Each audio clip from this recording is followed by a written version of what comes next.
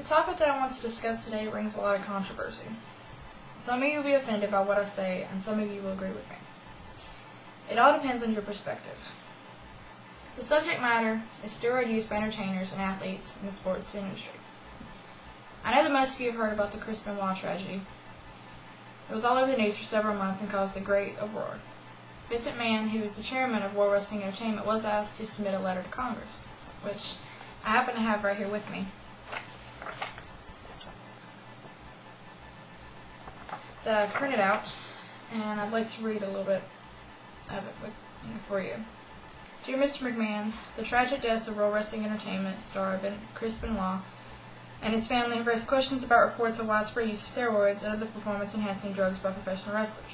These allegations, which include first-hand reports of steroid use by prominent former wrestlers, have swirled around the WWE for over a decade. Investigations by journalists have described a culture of performance-enhancing drug use in professional wrestling, high fatality rates among young professional wrestlers, and an inability or unwillingness of WWE to address these problems. WWE is the world's largest professional wrestling organization, employing hundreds of professional wrestlers, promoting thousands of wrestling matches, and making tens of millions of dollars annually. WWE wrestlers are multimedia stars that have an influence on the behavior and attitudes of the nation's youth.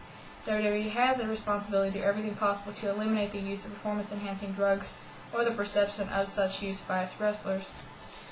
And then it goes on to say, a complete copy of the current drug testing policy, as well as each drug testing policy, has been in place since WWE or its predecessor organization, the World Wrestling Federation of the WWF, first began testing for performance-enhancing drugs. The information provided should include, but not be limited to, the list of drugs covered by the policies, the entities responsible for testing and administration of the program, the testing schedule, the protocols that are followed after a positive test, the penalties for wrestlers who test positive, the injunction process for wrestlers who test positive, and the protocol for therapeutic use exemptions for WWE wrestlers.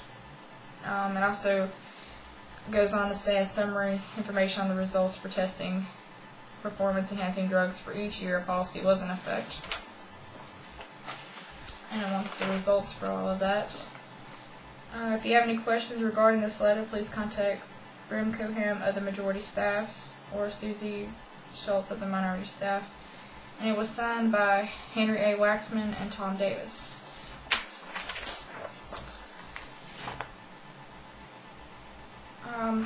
Also, the media became very biased. For example, CNN aired an edited interview with wrestler John Cena. They took comments that he said and twisted them and made it look like all wrestlers did steroids. The point that I'm trying to make is that Congress was ready to shut the whole wrestling, company down as a whole for this. But let me go into detail. I was researching steroid/drug policies for both the WWE and all of the sports. I found that football and basketball had strict policies, as did the WWE. It was when I read through the policies for baseball that I became infuriated by the hypocrisy. In baseball, there are 4 offenses. The first offense is a 10-day suspension. The second offense is 30-day suspension. Third offense is 60-day suspension. And the fourth offense is a 1-year ban. Now, with the WWE, they have 3 offenses. The first offense is a 30-day suspension. The second offense is a 60-day suspension. And the third offense, you're released. My problem is that when a baseball player gets busted for drugs or steroids, they deal with just that player. But when one wrestler is busted, they're ready to shut the whole company down. Before Benoit, companies such as the WWE were treated as entertainment. Now Congress wants to regulate them as a sport. Wrestling used to be real, but for many years now it's been scripted. The matches are predetermined, and so are their outcomes. I've heard a few people describe it as a violent play. But all in all, it is entertainment and should not be treated as a regular sport. My specific purpose here is to persuade you not to be biased when you hear the word wrestling. Also, do not let the media influence you. It is like I said earlier about CNN's interview with John Cena. They influenced their audience and twisted what he said to do so. I'll give you an example of the effect. Before Benoit and the interview, the WWE had ratings between a 4.2 to a 4.4. Now they have a rating of a 3.5 through 3.7.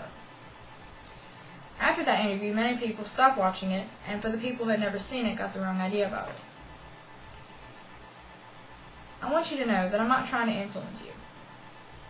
I'm only trying to state my opinion on the matter and to ask for you not to be biased about the things that you've seen on television or that you read online. I am more or less stating that before you make a judgment about something, to research it. Go to the source itself and look into what you read or see. The media loves to force its opinion on you and make it look like theirs is the truth. You would be surprised how big an impact it makes on your opinion to hear both sides. In closing, I hope that you take what I've said to heart. The speech wasn't just about baseball needs stricter policies, but about the impact the media has on its people. If you take anything that I've said home with you today, I want it to be this. Believe nothing of what you hear, but everything that you see for yourself. Thank you. Any questions?